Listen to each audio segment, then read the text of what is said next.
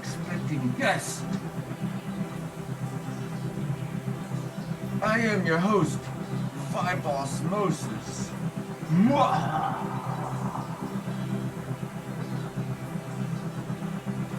I am your host. I am your host. I am your host. I am your host. I am your host. I am your host. I am your host.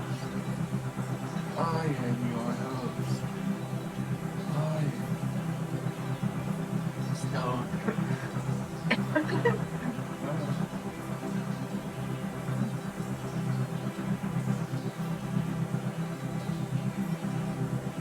And here we are. We are going to admit. Well. Welcome.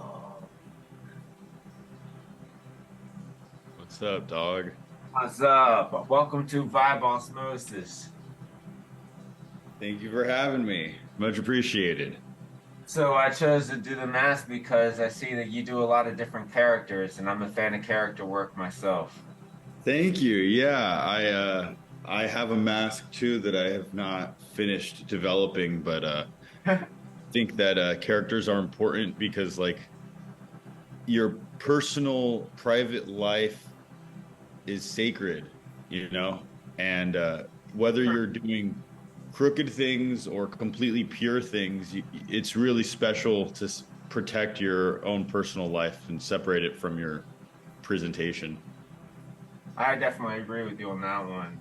I guess go ahead and introduce yourself and what you do, man. I am Kool Skull, Juan Larrazabal. I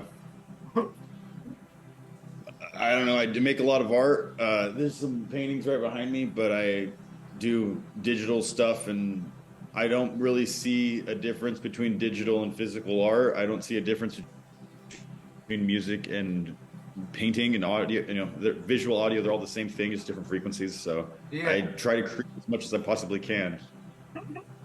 That's all I do pretty much. How long have you been doing it? You know, I was actually really raised by a very creative couple. My mom and dad were really creative, so I never wasn't drawing. And all of my younger brothers, I have three younger brothers. They can all say the same. They're all artists and musicians too. So we've just always been making stuff. So, but when I was about 12, I started doing paintings on Hollywood Boulevard with my brothers, and we would sell paintings and portraits on Hollywood Boulevard when we were little kids. I was like 12 and my youngest brother was like 6 and then 9 and 10 or something like that. So we were out there on the boulevard making art while my parents were working.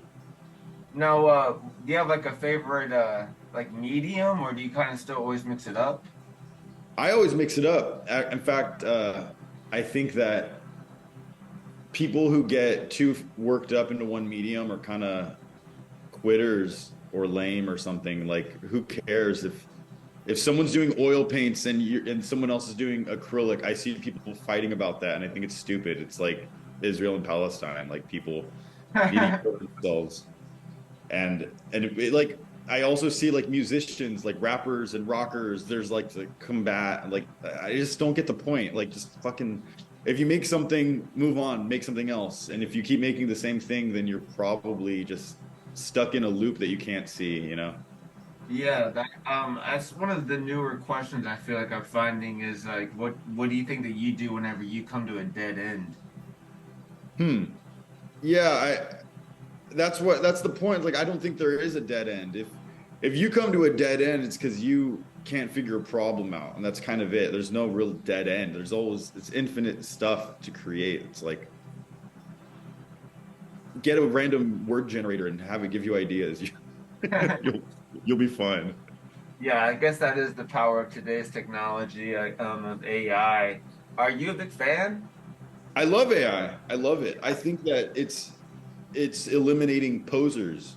Because if you're a crappy graphic designer and AI can take your job, then fuck you. Like, I Go agree. be you're a poser. You can't if AI can copy your art, then you're a poser. And if AI can copy your art and you're really good, Yeah, then yeah. use it. Make it your advantage. You'll it'll make your job easier.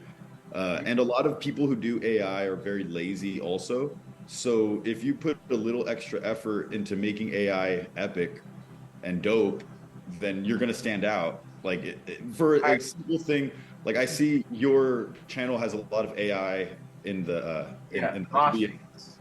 Yeah, I background think a stuff. lot of moshes and stuff. Yeah. Shit's awesome, and it makes it that much more fascinating to be Right. in the background.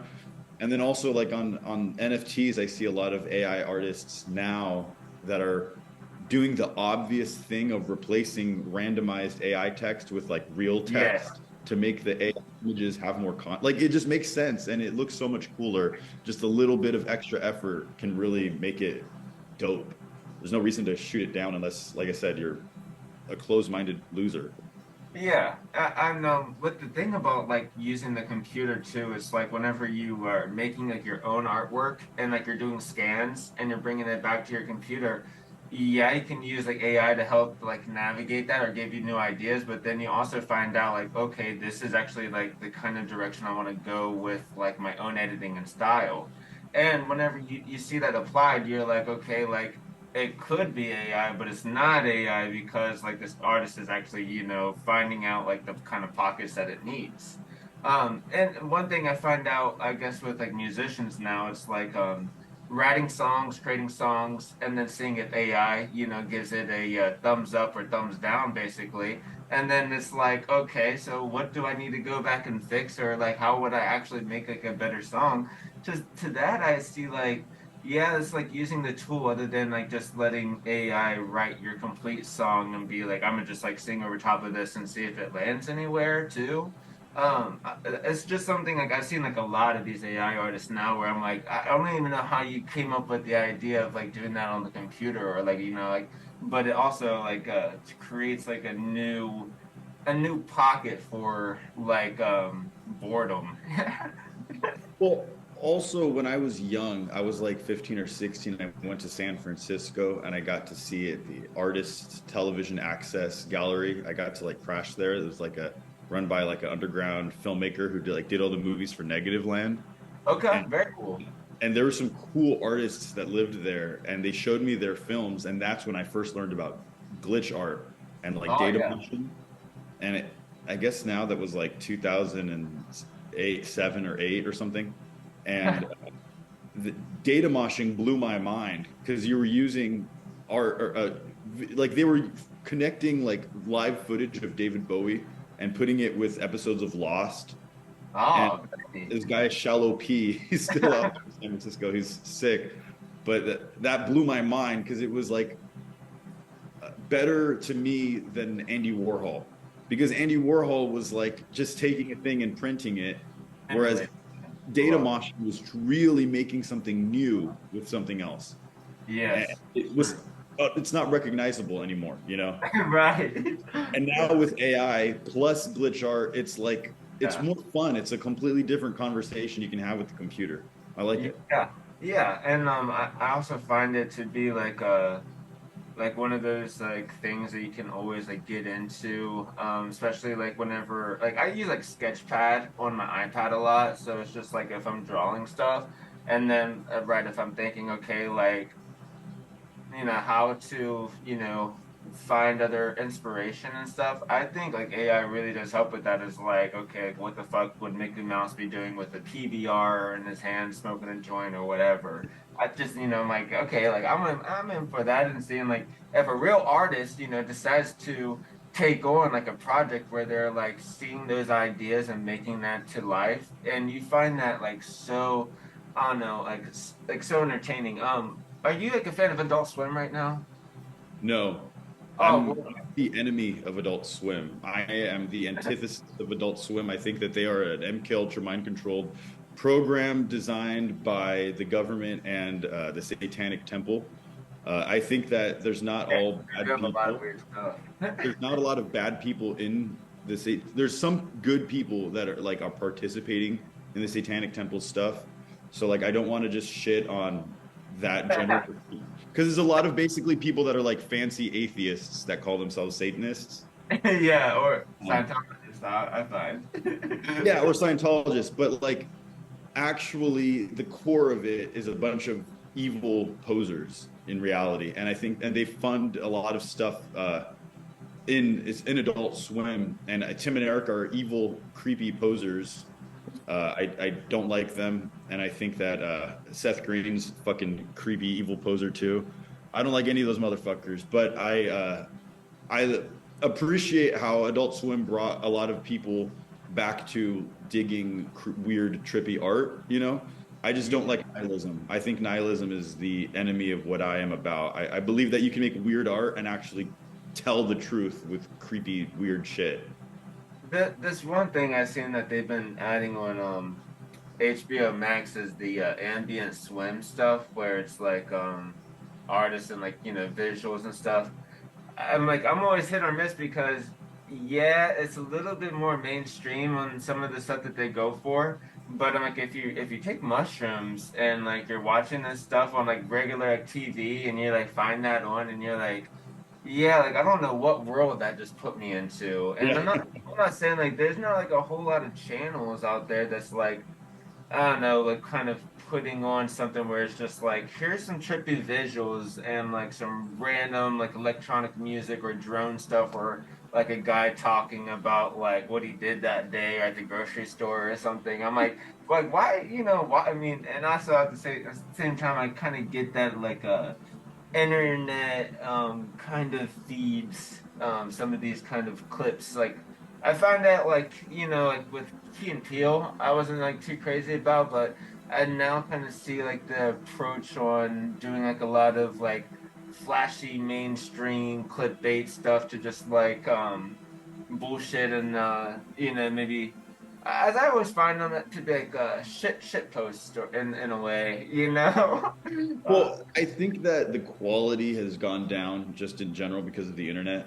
Yeah, that's a good approach for sure. And I think that when a big studio tries to imitate the low quality of the internet, Yes, I it's agree. annoying Yes, because also they're rejecting a lot of true artists that are out there actually doing creating it. shit. They Yes. can't deal with them. And Yeah. artists are not very organized. So that's our big shortcoming, is that we not coming out with the best shit possible. So it makes room for the studios to just imitate the garbage that we're making viral, and that's fine. But everyone needs to go back to fucking Walt Disney quality. There's no excuse for puppets anymore. There's no excuse for like Family Guy, South Park style. South Park did it, and I'm glad Yeah. they did it. Uh, Yeah.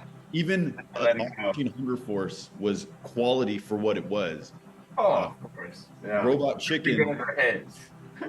those are hits. Those are high quality hits for that. But then like the joke got old, Right. and now we got like CNN guys going on TV with a hoodie. I mean, I got a hoodie on right now, but like I'm an artist, like put on a suit. You're in the news. Like go fucking Because you're actually getting paid and doing quite a bit. I'm not gonna lie. Whenever you're in that kind of situation too, one thing I want to bring up too about like your artwork is before you did like these kind of various things like on your actual like Kool Skull page, like Mhm. when I was looking at some of your earlier stuff, you kind of shown like the progression of like working with other artists and like doing like applying like what you can do, and I'm guessing some people were probably like make this for me or something like that. Did you ever kind of have a trouble where somebody was like, I need you to do that, and you're like, I don't know how the fuck I'm gonna start that. I mean, I usually just tell people to fuck off. You're like, that one's like, nah. So you like to take on projects you know you can? Yeah, I only take on projects I want to do, because if you ask me to do something I don't want to do and you Yeah. offer me a deposit, I'll probably just run with it and do what I want and not expect the rest of the money, because I don't really I have so much shit that I'm trying to develop on my own that I don't really care if I have other clients.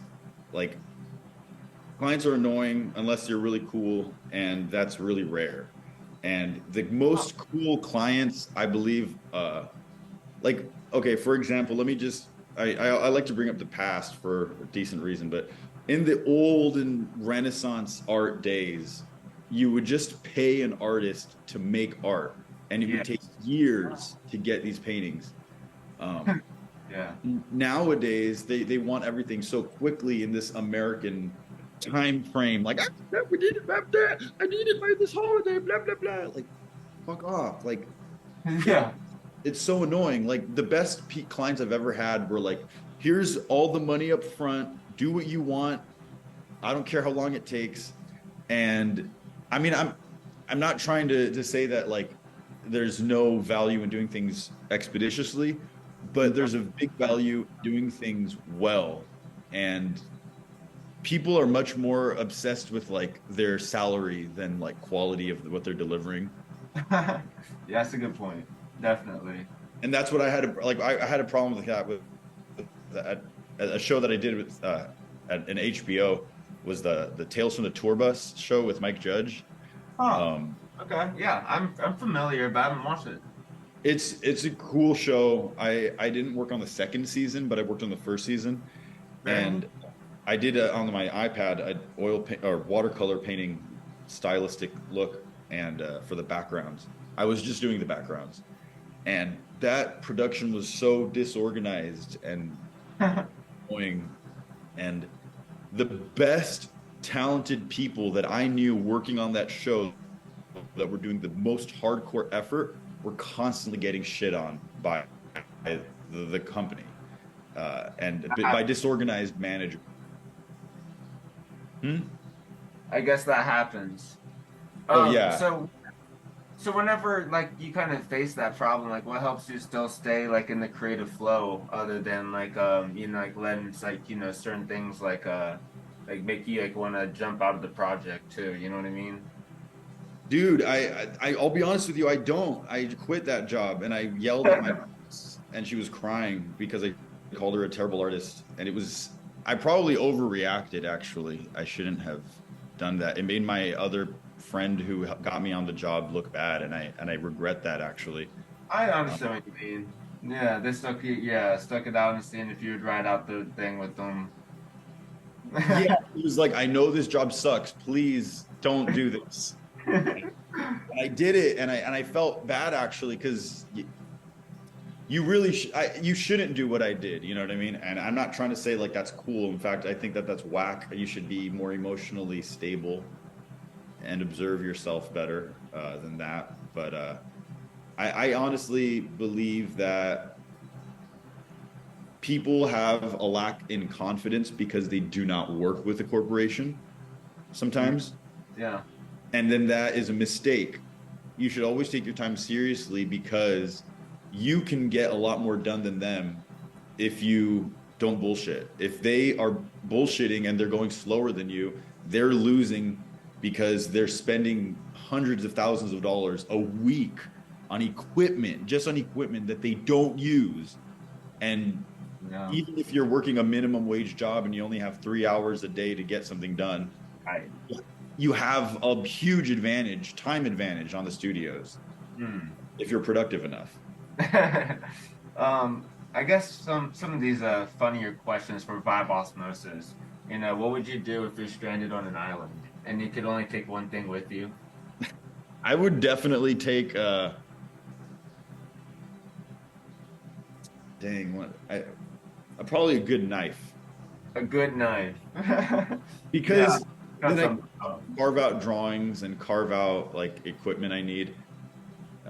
And I've made like blades with stones with my brothers out in the woods and shit, and that stuff is like really hard to do. If you had a knife already, you're good. um, this one I guess is pretty good. You ever have recurring dreams? Oh yeah, all the time, man. I'm a avid lucid dreamer. I've done a lot of out of body experiences against my will, and then I learned how to do it intentionally, and uh, it's not. I wouldn't recommend it. Don't do out of body experiences, not because of anything sinful, but because what happens is that your out of body experience blocks your human life from recharging and resting. So you'll go to sleep and you'll do an out of body experience and you'll come back and then you'll wake up as if you didn't sleep. You'll feel tired. So I would recommend against it just because of that. What do you also think about like chi life force, like finding ways to get in tune and like meditate and expand, especially like if you're stressed or down? Do you kind of feel like that's something positive in your life, or do you use it strictly? Absolutely. Yeah. Well, I I don't know. I would say that generally that energy is just general. It will fuel you, but it doesn't mean it's good or bad until Yeah. you actually use it, you know? Yeah. Um, like I've known, there are a lot of uh very evil people that use retention, semen retention, and life force energy to do horrible things. But then there are people that can use it for good things. So it really matters how you allow God to transmute that energy for you. Because God is always giving you infinite energy. He's like, hey, here's more energy. Please use it. And then what you do with it is up to you. And I would just say, there's a really great like Christian concept of you don't just spend time with God, but you need to look at all of your activities as spending time with God.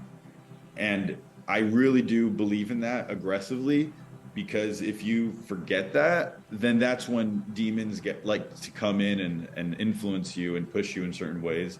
And that's actually what the masks are all about. Because the masks are just as totems designed to scare away true evil demons, saying that, hey, I know my dark side, and if you don't fucking leave me alone, then I'll lash out against what truly needs to be lashed out against. So I think that that's a good way to protect your human spiritual chi energy from being manipulated. Are you also into like video games? Are you like Xbox or PlayStation guy? I'm a Tony Hawk Pro Skater guy. Old school. I feel you. If you have any console that plays Tony Hawk Pro Skater, I don't play Skate and I don't play any other games. I never liked video games and I still don't. I don't know why. I just don't spend time on it. But I do Yeah. spend time on Tony Hawk Pro Skater if I can get a chance. I love that. I don't have any consoles. I use Thug Pro on the Oh, computer. right. And Um, it's like a hacked version with all the games in it. yeah, like a little module. I'm a fan of like the Tony Hawks. Whenever I was younger and Tony Hawks, like I mean, of course, like I had like all of the underground stuff before and Pro Skate, but whenever America's Wasteland came out, it was a big deal. I was like, I gotta buy that opening day, everything, like spend the whole day and night. Do you skateboard right now, or? I have a skateboard, but this is it's kind of like it's a good one, but Neat. trucks are coming off, so I got to replace the screws. Um, but I got this at pharmacy in Hollywood, and I used to go to a skate shop on Hollywood Boulevard called 118 Board Shop, which was Yeah. actually in American Wasteland. If Yeah. you're Yeah, on the Hollywood level, there was a 118 board shop, and that was a real place. And I was like 10 or 11 years old, like drawing artwork there. Whoa. Whoa, I didn't actually know that. Here's a feel like a good one. Are you a fan of like sativa indica? What's your vibe on weed? I believe that weed is something you should never advocate, but use wisely. I don't glorify smoking weed. I think it's kind of dumb, but like I don't glorify any drugs, but my roommate grows a lot of weed, so I smoke it as often as I can. But I don't know. For me, I naturally have a lot of chi or Yeah. I call thrash energy. I think thrash is my version of chi. But I've always been like able to get along with people who did really hard upper drugs because Yeah. I was always so like intense in a very like sober state. So Right. started smoking a little bit more weed. It brought me back to kind of normal. So a lot of people sometimes can't tell I'm smoking weed. So that's just me, I guess. I don't know.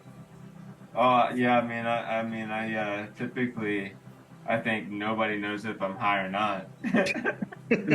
I'm Yeah, like, I guess I'm good at all times. Here's a funny one, what would your last meal be? oh yeah, my last meal.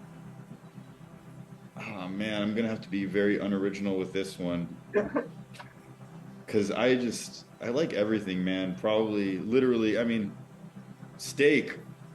You know, like what am I gonna say? I'm a fucking Steak horrible. with what? What would be your sides then? I honestly, okay, I think if it were just straight up steak with salt, I'd be good. But if I had a particular meal, I would just get an In-N-Out burger, you know, like a Oh number yeah, one. I love them. Yeah. Um, Favorite movies? My favorite movies are family comedies from the 90s. I don't like horror movies. I don't enjoy them unless the campier the better. If they're silly, then I'll watch it. But I say that my real favorite movie is We Are the Strange by my favorite filmmaker of all time, M. Dot Strange.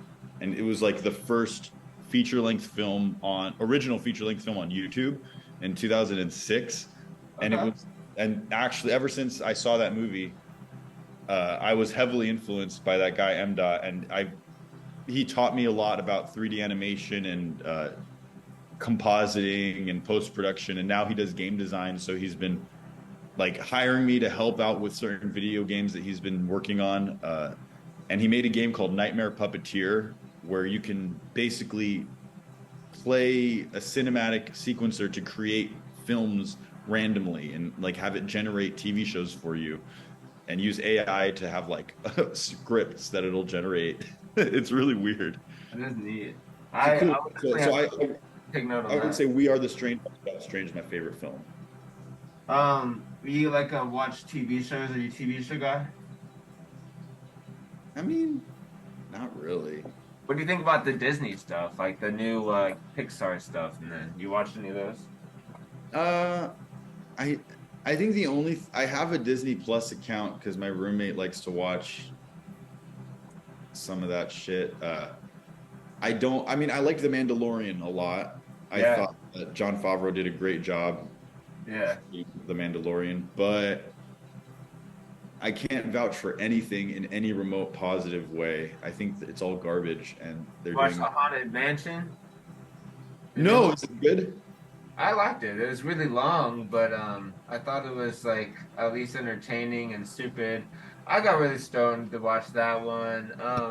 I've been watching the new Star Wars stuff. Like, yeah, I've been like, from Obi-Wan to Ashoka, and Yeah, yeah, Ahsoka kind of. I watched Ahsoka, but they make her so like overpowered in the worst way. She's like standing there with her lightsaber, like, oh, of course I can do this. I'm an alien, but actually I'm a black woman. Ha ha ha! Like, whoa, who cares? and to me, it's like the fighting scenes with Anakin and Darth Vader. I was just like, I can't tell if you're trying to be like, this is fantasy, this is a memory, this is actually flashback. Like, we don't know what the fuck's going on here on this one. I don't like how they think it's okay to be like surrealist, like they're David Lynch or Yeah, something. Like, yeah, I mean, I like David Lynch for what it's worth. I love yeah. what he What he does, does. but you're Star Wars. Give me a fucking easy to deal. Like, Yeah. also, if you're gonna go that dreamy route, make it more extreme and really trip me out. Instead of Yep. tripping you out, just make it confusing, which is not worth it. Like at least David Lynch really fucks with you. You know, you Yeah, know what I mean? definitely. I would say some of my favorite films are probably David Lynch is up there. Like I was really big on Blue Velvet growing up because it was like the first movie I'd seen where the first lead guy was named Jeffrey. And And like the funny thing was, like I knew who the actor was because I watched Flintstones, and like so it was like perfect time. I was like, the guy from Flintstones is in this movie. Like, what the fuck is going on here? Like, I was like looking over at my parents, like, why didn't you tell me like that this movie was out? Like, and they were David Lynch fans. Like, my mom watched Twin Peaks growing up, and I was just Oh, like, nice. oh yeah, she watched like Twin Peaks and like X-Files, all the sci-fi stuff. She was the one that was like, we're just gonna, when I was younger, we're just gonna sit in today and watch some like sci-fi shit and be like, oh yeah, this is all good. I used to watch a lot of X-Files in Portland when I used to live there. I That's like that area. I love that show. But also when I was a kid, a little kid, we moved around a lot, like shoot, like 40 plus times before I was 18. But we lived in uh, North Bend or Washington, Yeah, where Twin Peaks was filmed, yeah, and my mom actually watched all the VHS tapes of the early scenes while she was pregnant with one of my brothers. So man. we were watching Twin Peaks a lot as kids. That's really neat. I lived out in Washington too. I lived mostly in Bellevue. Oh, Um, okay. Yeah, so it's like, it comes to like the suburban life, but you're having to take the bus down to the city unless you're gonna walk like an hour or so. And yeah, I don't know. I still kind of left after COVID, but I still kind of think the westernization of how like acceptable things were to just be like yourself and okay, and to right whenever you're going to like bars and places, it wasn't weird for like people to be like sitting there drawing or like actually talking about films or stuff like that. And I feel like now there's still kind of like after COVID, there's still kind of like a pushback on like whenever you go into a place, as far as like now it's not like totally cool to like converse in everybody's circle. But once upon Okay. a time, I felt like it was way easier to, maybe. You know what I mean? Interesting. Yeah, I mean, I've always been a West Coast guy for that reason. I'm always like been all over the place. Like, I guess around the last 10 years, I was like kind of just touring before I met my wife, like just traveling homeless across the United States. Uh, Right. but for a few years, around 2017, 18, I was really insular and not going anywhere for a few years before COVID. So I have a hard time understanding the social makeup of things because I haven't even been going out. Like this year, I went out to maybe one party total, period. And I don't. The next party I'm going to go to is my baby shower this year. Oh. So I have no clue about the thing. But I think that I've noticed the East Coast and West Coast, yeah, people are more, uh, depending on where you're at, they're either more open minded or less open minded, and I think I don't know. I hope that artists get better at being normal, and normal people get better at being artists. There needs to be like a cross between because the artists are like, especially in Seattle or New York, or I mean, even New York, really, yeah. Like, they're just such degenerates that like it's kind of like I don't want to hang out with them, you know. So I don't know, but normal people are so boring that it's like, where do you go? You know, it's like Yeah, what do you even do here? Yeah, do you like to go out for music? You go to like any live like shows or check out the scene? yeah. Before Halloween, I went to see my friends, the band Bastidas, and they played at La Cita, the Mexican bar out here. And they're like a Mexican punk band. Well, I mean, I don't want to say they're Mexican, like they're a Mexican punk band. They're just a punk band, and they like the drummer wears a luchador mask, and they're Oh, yeah. They're bringing it in. yeah. I've known them for years. I played with them like 10 years ago or 11 years ago now. So like, I love them. I think they're fantastic. I did notice that you've played some music. Whenever you're working, did you like ever record and put out like an album and stuff, or how did it kind of go for you? Wait, for music or what do you mean? Yeah. Like, yeah, I was like in a band with my brother Emilio when I was 12, and so we played at the Whiskey A Go Go, and we played at the Roxy, and well, he played at the Roxy with his other band, but we would do shows on the Sunset Strip and at the libraries here in LA. And Yeah. so I was performing at a young age, but when I went solo and did Kool Skull, I got a lot more insane, you know, like my crazy, like I did all the stuff on the Game Boy. I just learned that you can make music on a Game Boy, so I just kind of figured that out. And my biggest obsession was making a large discography, as many different genres as possible, you know. So I've made like hardcore 8-bit music for years, and then I made like, you know, breakcore technical stuff on a PSP after that or during that, and then I did like live band stuff with my buddy Luis Santoyo. He like helped record records with me. My buddy Tony from the band 8-bit. Like I've just been recording in studios for albums that nobody paid me for, nobody even bought. Just I've got like almost 100 albums that I've recorded now. Neat. And even with like I worked with Ariel Pink, and he helped me like do a bunch of stuff, and I helped him work on Bobby Jameson back That's in right. 2017. Yeah. But like it was just fun. It wasn't, I never had a deal. It was like I worked at a little bit with Cleopatra Records where they have like Ministry and Onyx and stuff. Oh And yeah. I put one album on there, but they didn't do much for me and I didn't do much for them. I just did more records after the fact, and it just kind of went disappeared in history, you know? That's Yeah. true. That's true. Human history is nice. That's that's one thing I guess about art and the internet. Whenever you have stuff out now in today's world, it's almost permanent and very hard to like erase, especially whenever like you're like get to a certain level where people have collected or already shared it or bought it and have it at their home or something. What do you kind of think about the digital wave of like NFTs and that kind of stuff? Did you ever go that route? Well, first off, I will say that my experience has been that it is impermanent.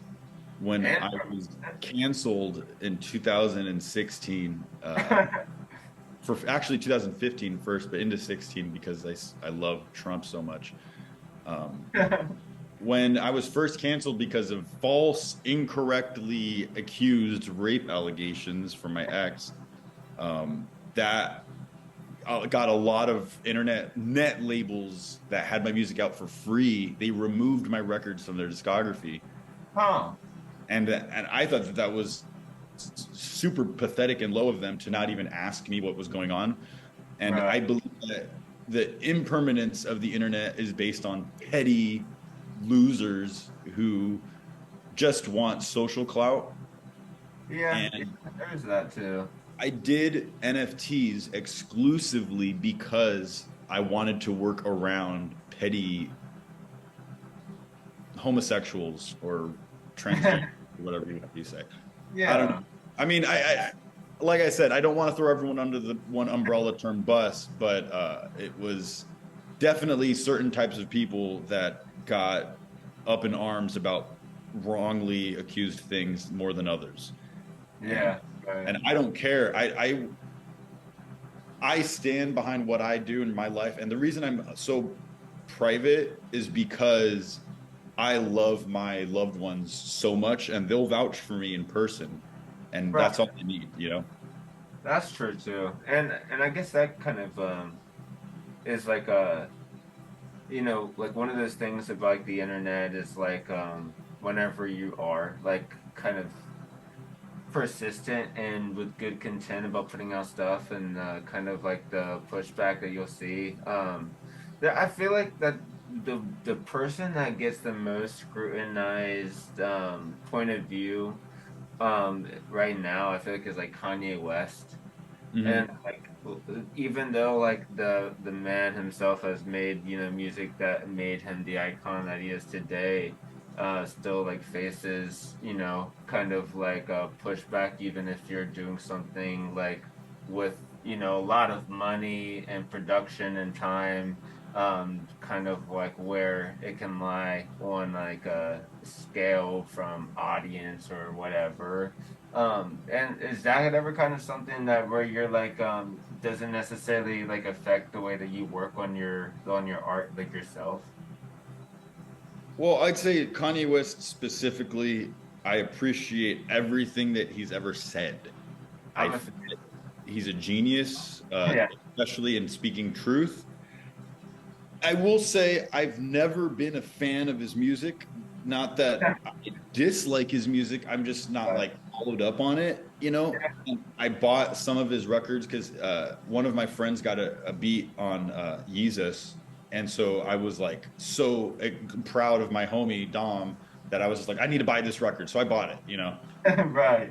But and I bought a few of his records, like I'm Bipolar. It's awesome, you know. Oh yeah. I hate being bipolar. It's awesome. And I like them, but I still think there's a few farther reaches into the audio sphere that he could experiment in that he's not doing. And True. so I was kind of like, all right, like cool. I like your opinions, but there's people pushing the boundaries further that I like, you know. Yeah, Um, that's a so good way of putting it too. That the kind of artists that have always been about like versatility in their music, other than just making like only rock or pop or whatever, and only sticking to that. There's definitely artists that do like the mass variety that don't get kind of like the same headlight. Or like, are you a fan of vinyls?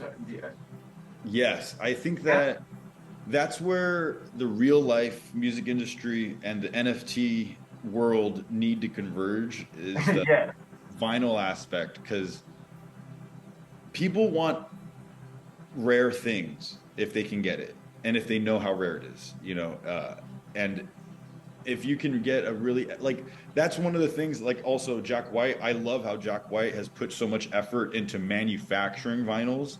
But Hmm. I will say Jack White has not made a great record in decades, and it's embarrassing.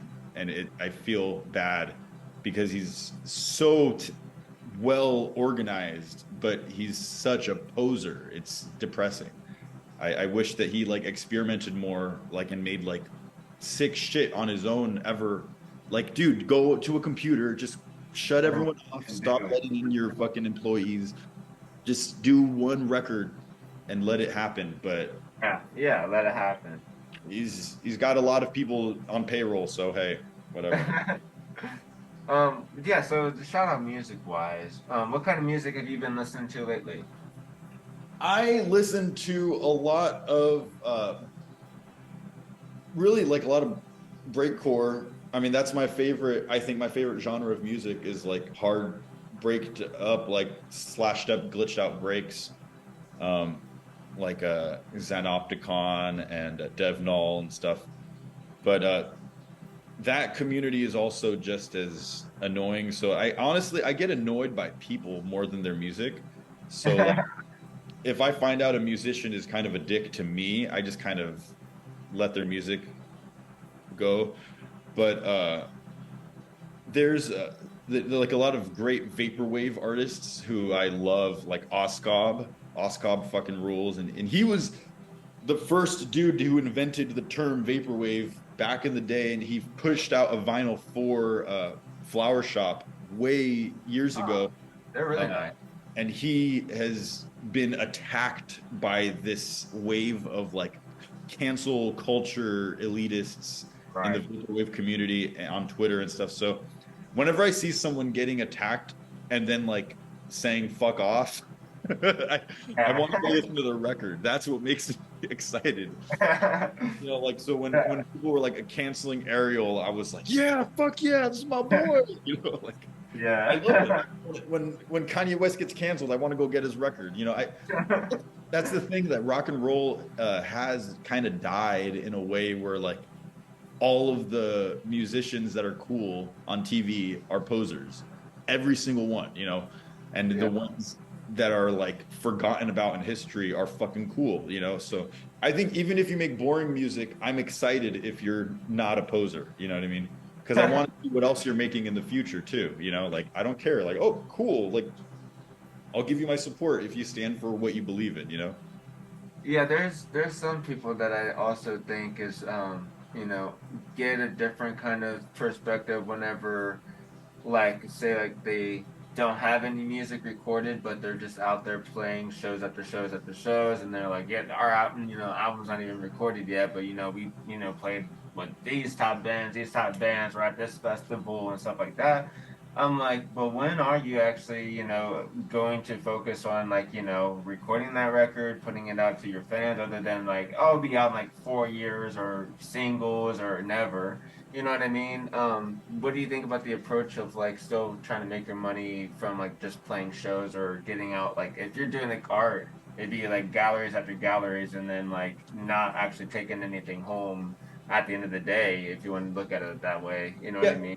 that's why I like the I mean, I always liked recording records. That's why I really dug specifically Ariel Pink, because he was just so obsessed with writing records before Right. he had any interest in his music. He was just always alone recording and bedroom pop, you know what I mean? Like just doing it on your own. Fuck them, just make it. And I like that.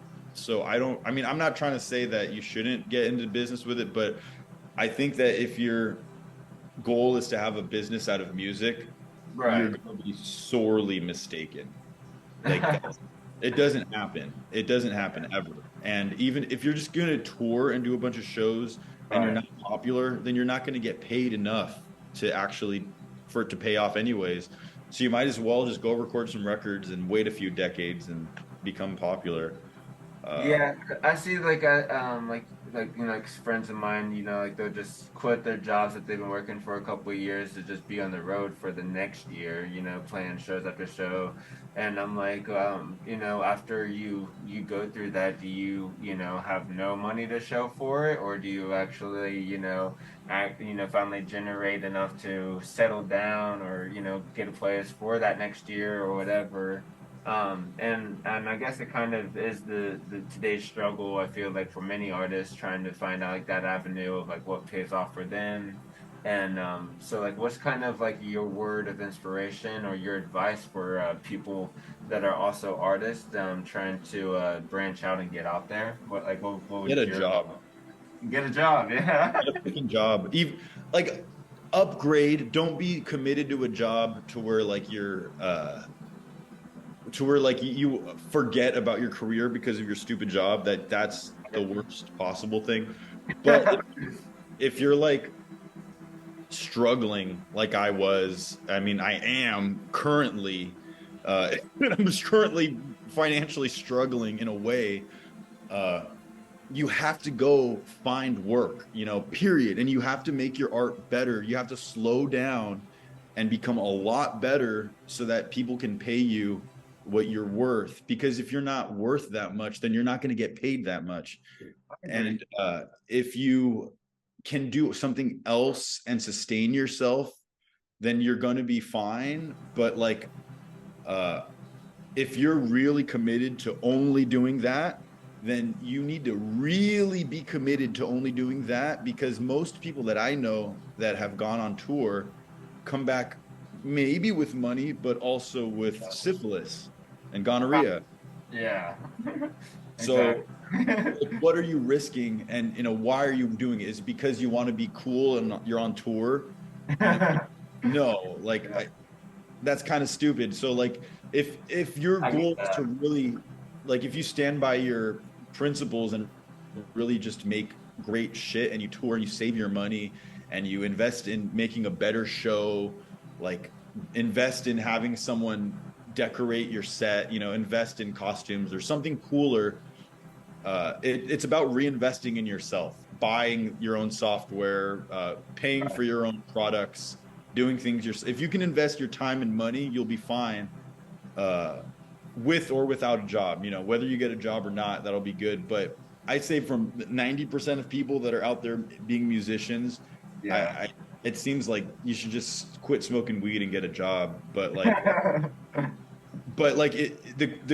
the if you need someone to tell you advice, then yes, you need to get a job. But like if you're just gonna do it anyways, no matter what I say, then fucking go for it. And then that's that's the that's the attitude you need. You know, Yeah. you have to have a one-track mind or just quit. Yeah, I definitely think that's something that I feel like a lot of the younger people that are, inspired by the greats and the past kind of also need the other perspective of like, Well, this is maybe like what it's really like at certain times or whenever it gets tough. Like this is like what you actually have to do to like maintain, or like even like you know what I mean, like focus like on your own life and your own kind of goals and that kind of stuff. So I guess to get back to some more fun questions, I I got a few listed here. If you could travel back in time, or yeah, if you could travel in time, would you go forwards or backwards? Ooh, I would go backwards. What era? I would go back to the time, the 400 year span where Saint Germain was active in Russia, and I would go hang out with him. I would go hang out with Saint Germain and be like, "Yo, dude, what's up? Let's talk." Yeah. What do you think this is? What do you think a good answer for this one is? What's something that you wish people were less afraid of? Uh, I wish people were less afraid of creation. Yes, I agree on that one. And also, what led you to spirituality? I don't know. My dad was like, he went to Bible college, so like he understood the Bible pretty good, and he would explain stuff to me. And me and my brothers were always very inquisitive, so we were constantly kind of just having Bible study. Yeah. So I just loved it. And then whenever we found an apocryphal book outside of the Bible, my dad was never like, "Don't read that." He would always, tell us like, "Oh yeah, check it out. Explore, see what you believe. Is there a reason that they took this out or why?" So I was reading the Book of Enoch as a little kid, and I Oh, like all that out there stuff. um, this one I think is oh yeah, so this one I think is pretty good. What do you think about like whenever you're experiencing like deep pain and you're like walking through fire and not getting burned and that kind of stuff? The whole snakes. Do you think like that's actually like something spiritually protecting you?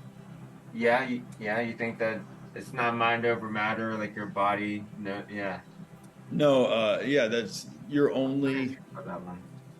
you are only going to be in pain and damaged if you're living in this dimension. And if you are experiencing this dimension from this dimension's point of view, carbon is 666 literally. Yeah, So you're either the fire rising from the wood or you're the blackened little coal that comes after the burn. And yeah, if you're the fire, then you're allowing God to guide you outward, towards Him from infinite energy, from infinite life. So if you are experiencing pain, then you need to allow God to guide you through that because there's no other way out other than death. Either you live or you die, you know. right. What's your favorite memory? I'd say maybe my favorite actual memory is when I was a little kid and my mom was away for a while, and I got to play Tony Hawk Pro Skater for 48 hours straight without leaving the room. I like peed in a cup and like bottles, and my brothers were pissed because they couldn't use the TV because I was just hogging it. Uh, but I was playing Tony Hawk Pro Skater and I beat the whole game. I beat every accomplishment. That Pro Skater 4 on the PS1. That was Yeah. that was my favorite memory. Now,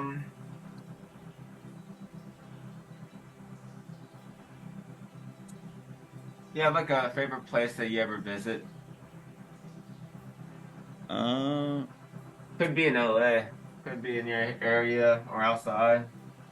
yeah, I mean, I I phew, that's a tough one. I love Hollywood.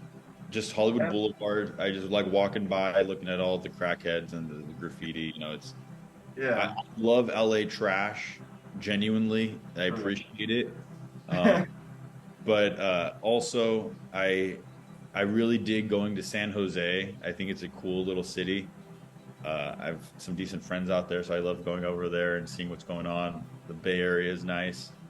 I just love the West Coast. I mean, I hate to be like this, but if I never went to the East Coast, I'd probably be fine. You know, again, I love the East Coast too. I think that maybe Philadelphia is my favorite city on the East Yeah, Coast. yeah, I've lived there Actually, too. I love it. I think it's great. New York's a bit overwhelming. I like it too, but Philly's a bit more manageable. I agree on that one somehow, but maybe the people just not exactly the same. Um, with your artwork, have you ever had like a piece that like you didn't like after you finished?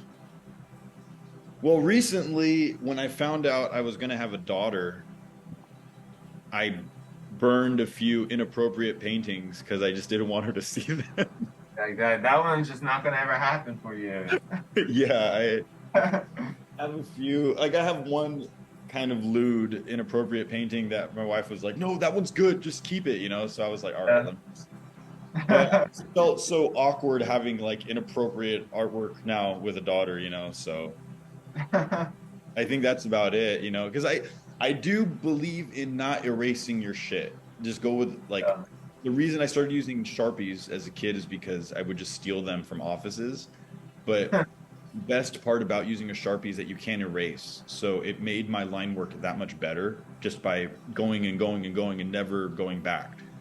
And even on the computer, don't undo as much as possible. Just go forward, you know.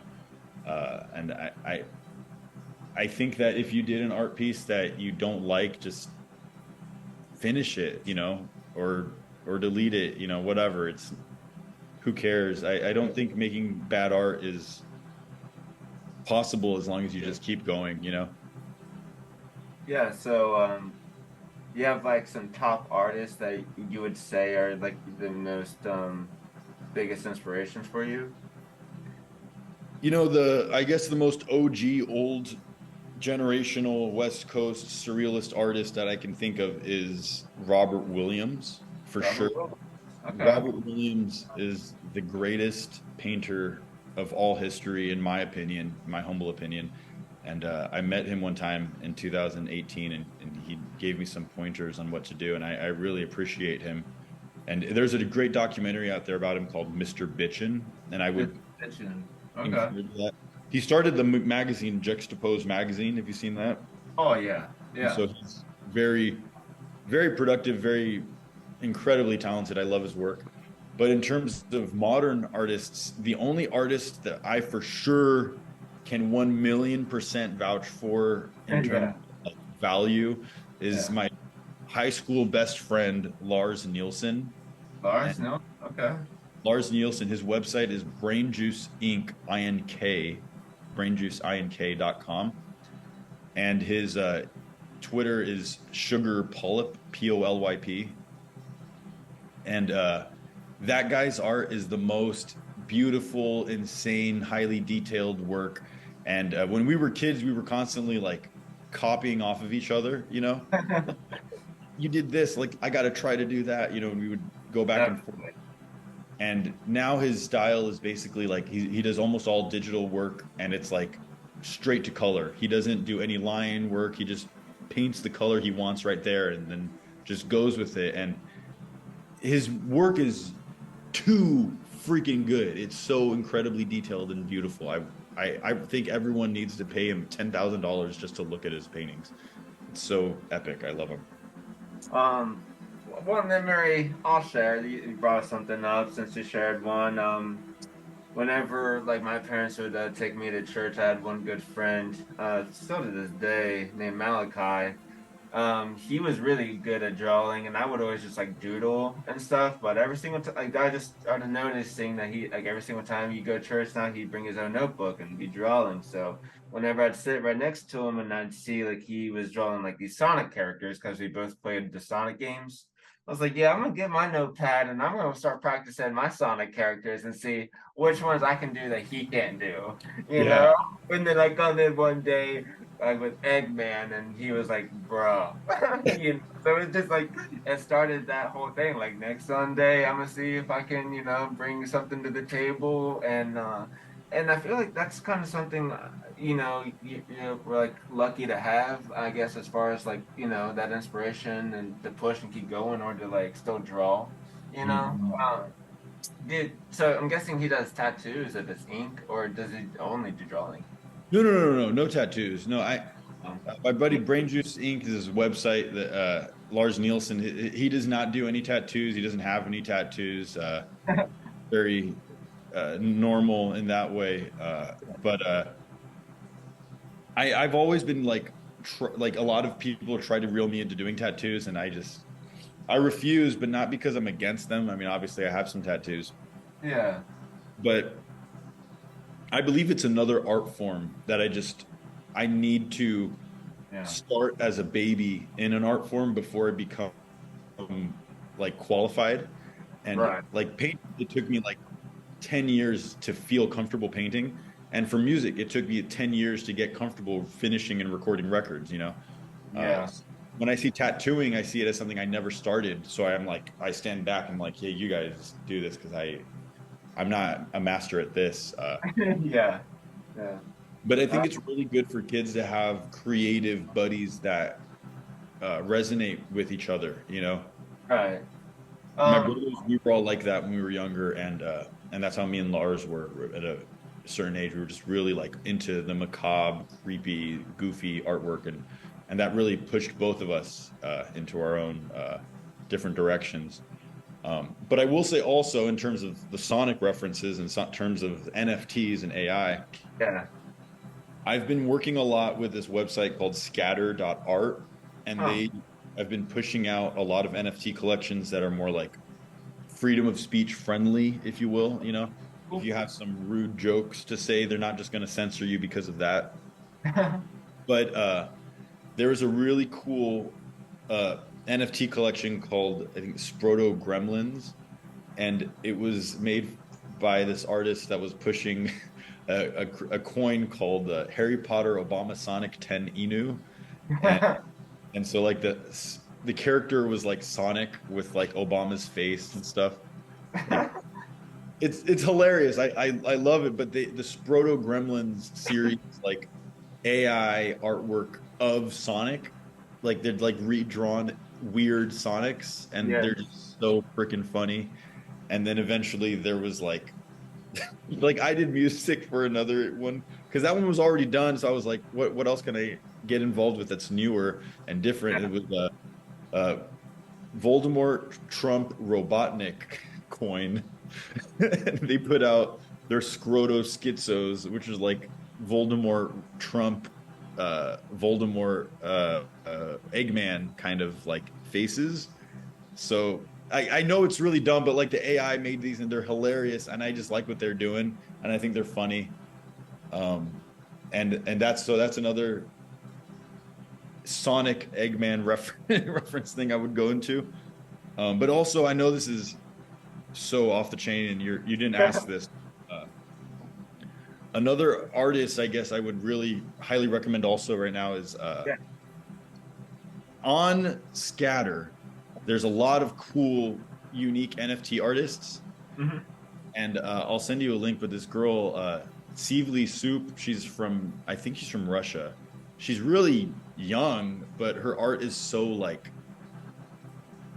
MS Paint, like expressionist craziness. All right. And she literally exclusively uses MS Paint. So Dang. like Yeah. I really am down with what she's putting out. And then this chick Putrid Puriet or whatever she put out this NFT collection called Mo Lady.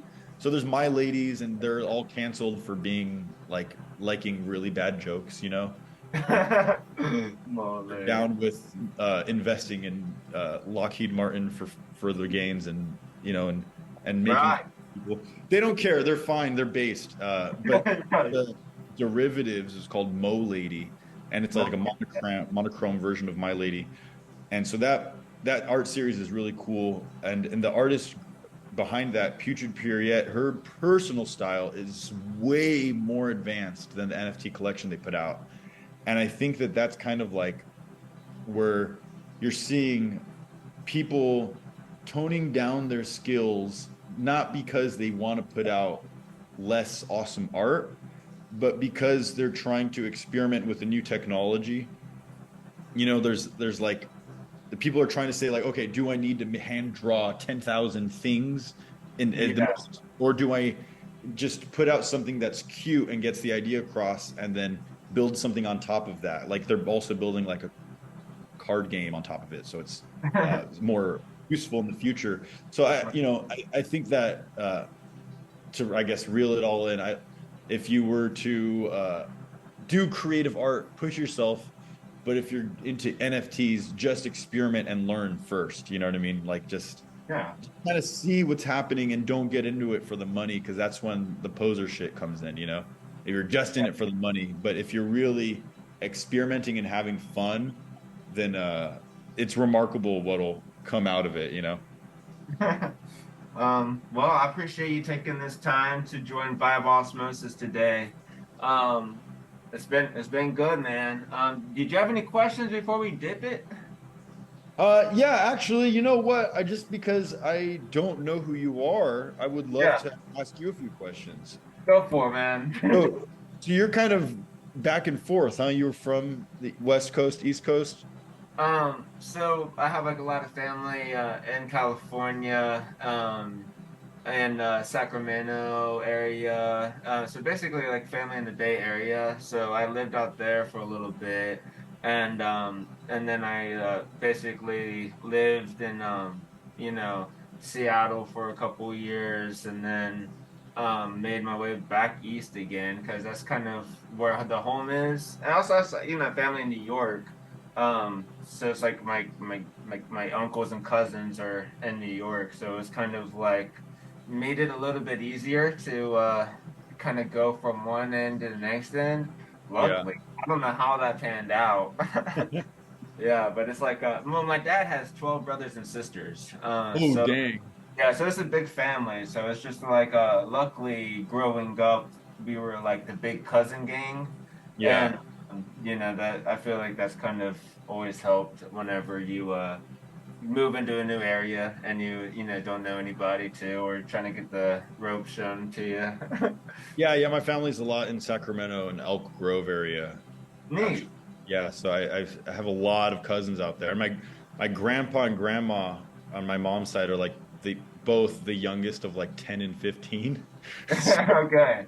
So yeah, I have a lot of cousins around in LA area, and yeah, it's interesting. Yeah, yeah, that. And so when really quickly, I haven't done enough research on your work though, actually, at Yeah. all. So what was your first record? Is that out online? Um. Yeah, the first one is on Spotify. Okay, cool. And but I mean I did do one like before that. It just wasn't like now what I would say like I'd consider that one like the demo EP, and then like a couple years later like the real thing happened where Yeah. like, I was doing it all myself. And then it just kind of grew from there. But yeah, like I'm 26 and I've been like recording music for about uh, probably about like 9, 10 years straight.